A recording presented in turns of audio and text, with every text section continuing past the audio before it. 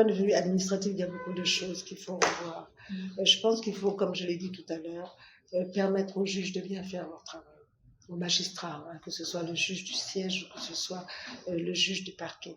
C'est-à-dire en leur donnant les moyens matériels nécessaires pour le faire.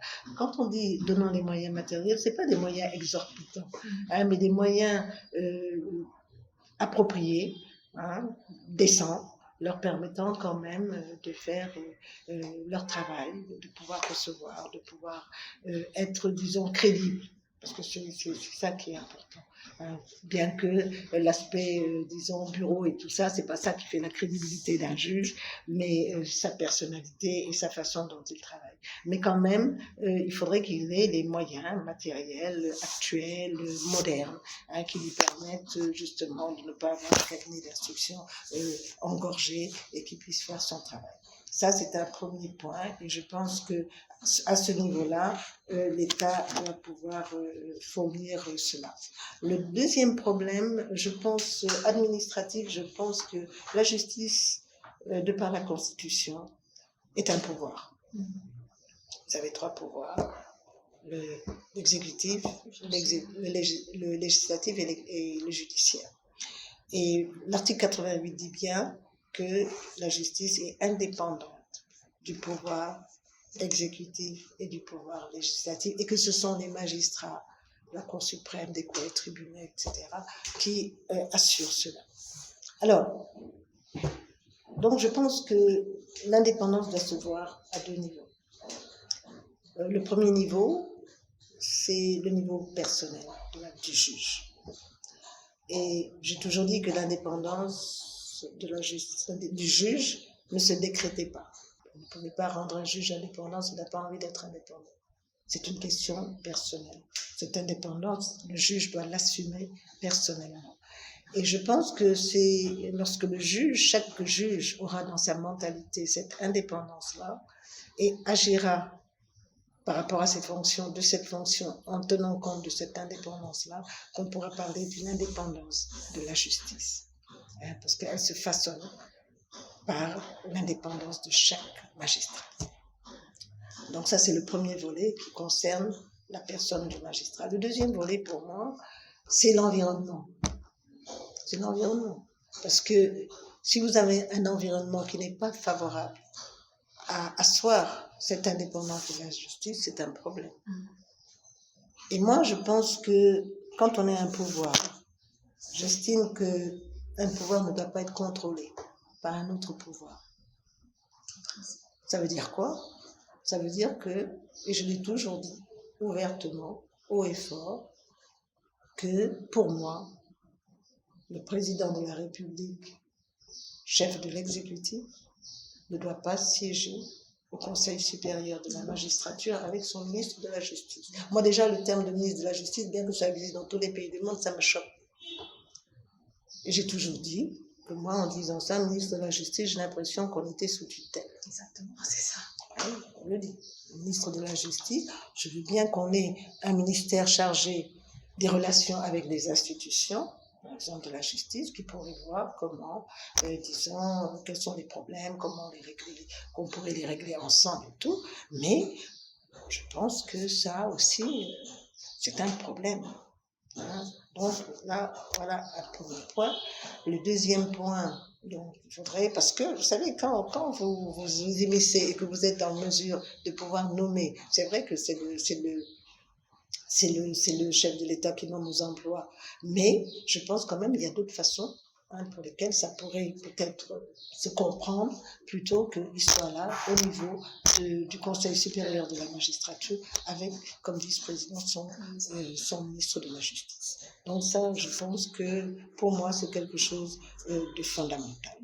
Le deuxième aspect aussi qui est important, c'est le budget. Pourquoi alors que le législatif, l'exécutif, ils ont le budget, pourquoi au niveau du judiciaire, on gère son budget? Hein, je pense que là aussi, bon, c'est pas que la justice devrait elle-même avoir Mais il peut y avoir des structures de contrôle qui dépendent de la justice, qui puissent gérer ce budget. Donc voilà donc l'environnement qui doit être favorable. Effectivement, et c'est à l'État à faire en sorte que ce soit garanti. Et sinon, si ça continue comme ça, moi je trouve qu'il y aura toujours une suspicion. Hein, il y aura toujours une suspicion par rapport à la justice en disant que vraiment la justice est sous tutelle ou bien à la porte, passez-moi l'expression, de l'exécutif. Et cela, ce sont des choses qu'il faut éviter. Parce que je me dis que lorsqu'on connaît, moi je dis toujours que la justice est l'épine dorsale de la démocratie. Parce qu'un pays où il n'y a pas de justice, c'est un pays qui, disons, glisse de façon inéluctable vers l'anarchie. Parce que les gens font ce qu'ils veulent. À la fin, ils se disent, il n'y a pas de justice, la justice n'est pas crédible, ils se trompent de justice eux-mêmes. Et c'est là où commencent les problèmes. Et parce que la justice, son rôle fondamental, c'est de pouvoir garantir les droits fondamentaux de la personne humaine. Et quand elle ne le fait pas, ou on estime qu'elle ne le fait pas, parce qu'elle n'est pas impartiale, à ce niveau-là, je pense que c'est un véritable problème.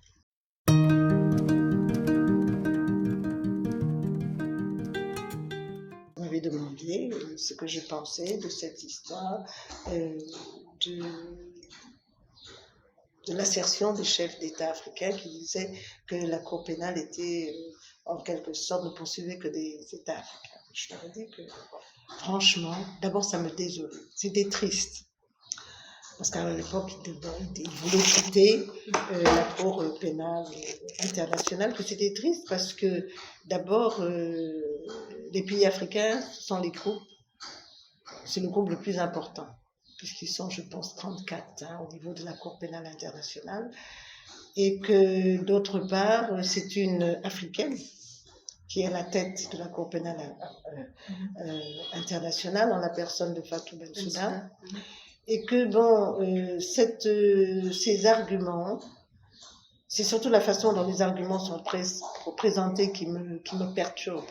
Parce que je me dis que ça me gêne en tant qu'Africaine de voir que des États qui ont ratifié le statut de Rome, le Sénégal a été le premier à le ratifier. Quand vous allez à la Cour pénale, vous voyez le drapeau du Sénégal, ils ont classé par ordre de ratification, qui est juste après le drapeau de la Cour pénale internationale. Donc c'est le premier. Qui l'ont ratifié, le statut. Et je s'estime que quand vous ratifiez le statut, vous lisez tous les articles du statut. Et quand vous voyez qu'au niveau du statut, c'est l'article 27 qui vous dit que la fonction ne lit pas la Cour pénale internationale. Ça veut dire que un président de la République, s'il commet des exactions, il peut être poursuivi. Alors quand vous ratifiez un statut et que vous signez ça et que vous dites après que c'est pas possible de vous poursuivre lorsque vous avez commis des exactions, je trouve que c'est très grave. Alors, on a dit que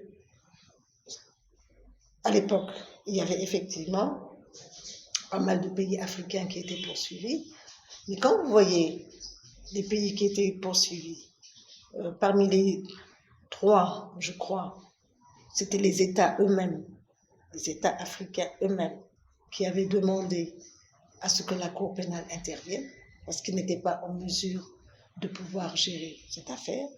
C'est le principe, vous savez, de la complémentarité, parce que la Cour pénale internationale n'intervient que lorsque le pays n'est pas en mesure de pouvoir poursuivre ceux qui ont commis des crimes contre l'humanité, crimes de guerre, génocide, etc.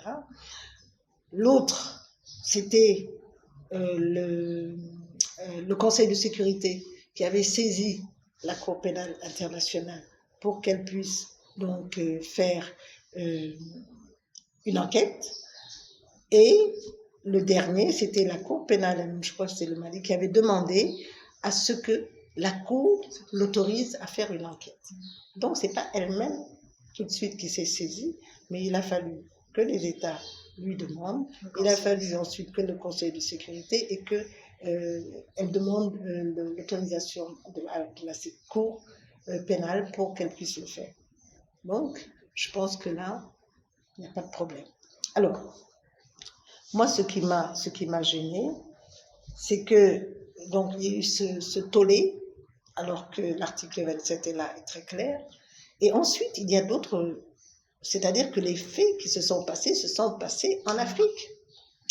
Il y a d'autres faits, effectivement, qui se sont passés ailleurs, mais il n'y avait pas, les enquêtes n'étaient pas encore ouvertes. Par exemple, récemment, vous voyez les problèmes qu'elle a avec l'Afghanistan, parce que simplement, elle a demandé à ce qu'une enquête soit ouverte, mais les États-Unis ont posé leur veto en disant que rien à faire. Et puis il y a même des sanctions qui ont été prononcées contre elle, ce qui est une aberration, en gelant même ses biens personnels et tout.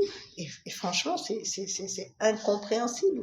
Donc, vous voyez, alors il y a ça, il y a eu d'autres enquêtes qui sont faites dans d'autres pays occidentaux, mais qui n'ont pas encore abouti. Et vous ne pouvez pas ouvrir un dossier tant que l'enquête n'est pas terminée. Alors, c'est ça, et on a vu, bon, il y avait le Mali, il y avait le problème du Kenya, il y avait comment ça s'appelle, le problème Mali-Kenya, qu'est-ce qu'il y avait encore? Il y avait au moins 4 ou 5, j'ai pas tous les dossiers en tête là, il y avait qui ont été effectivement ouverts par la Cour, et les faits étaient là. Les faits étaient là, les enquêtes ont commencé, bon, qu'il y ait des éléments ou pas, ça c'est un autre problème, mais les faits étaient constants, ils étaient là et les enquêtes avaient été faites. Alors c'est pour ça que la poursuite a été faite. Personnellement, franchement, je pense que je suis très, très africaine, et je pense que s'il y avait eu vraiment un tant soit peu de non, disons, conformité avec ce que le travail de la Cour pénale faisait, je l'aurais dit.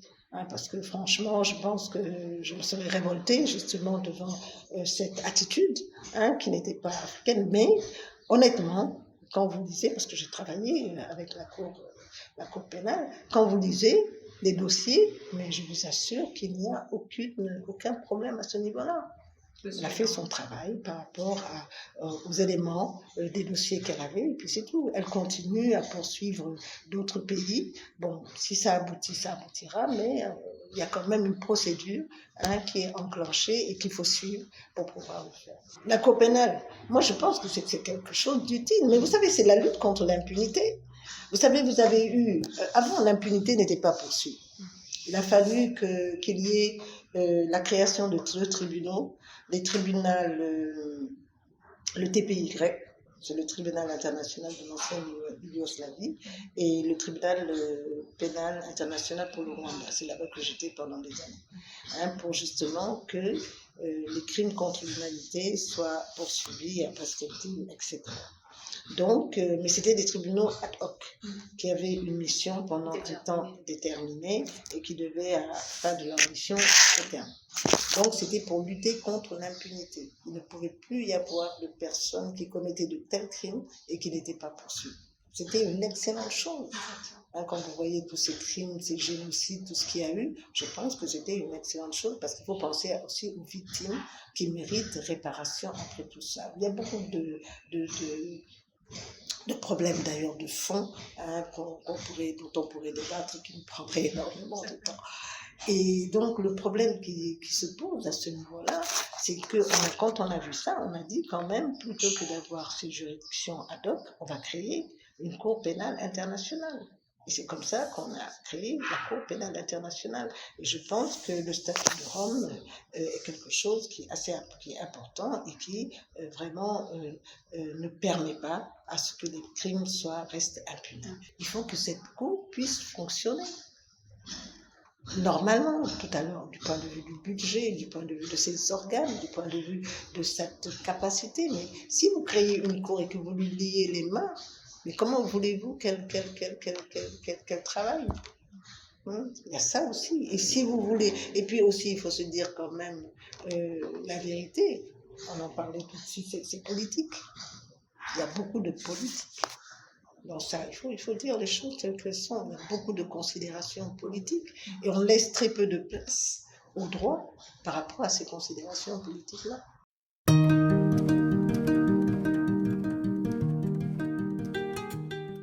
Et pourquoi il y a des problèmes?